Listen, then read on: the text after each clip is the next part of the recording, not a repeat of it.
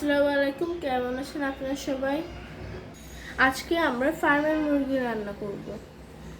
এর জন্য নিয়েছি 2 কেজি একটি ফার্মের মুরগি, আর নিয়েছি আধা কাপ পেঁয়াজ বাটা, 1 টেবিল চামচ রসুন বাটা, 1 টেবিল চামচ আদা বাটা, 1.5 কাপ কাটা পেঁয়াজ, আর এখানে নিয়েছি গরম মশলা। প্রথমে পরিমাণ মতো তেল দিয়ে পেঁয়াজ কাটাটা ঢেলে দিব।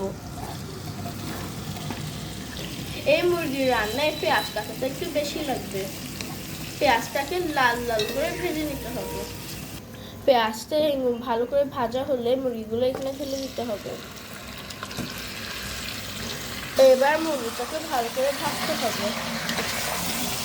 দেখেন, মুরগিটা এভাবে ভালো করে ভেজে নিতে হবে। দেখেন, যে বাটা মশলাগুলো বলেছে ওইগুলো ঢেলে দিতে হবে, গরম মশলাগুলো দিয়ে দিতে হবে।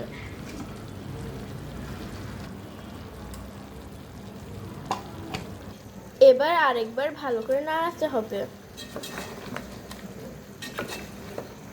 এবার পরিমাণ মতো লবণ, হলুদ, জিরা গুঁড়া, ধনিয়া গুঁড়া,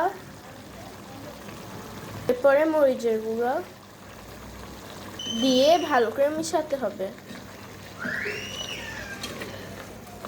আর যেরকম ঝাল খান ওইরকম ঝাল দিবেন। 3টি কাঁচামরিচ ভেঙে দিব। মুরগির থেকে যে পানিতে বের হয়েছে ওইটা শুকানোর জন্য ওয়েট করব। দেখেন, মুরগির পানিটি শুকিয়ে গিয়েছে। এবার পরিমাণ মতো গরম পানি ঢেলে দিব। বেশি পানি দিতে হবে কারণ মুরগি কষাইতে কষাইতে সিদ্ধ হয়ে গিয়েছে। আলহামদুলিল্লাহ, আমাদের মুরগি মাংস রেডি।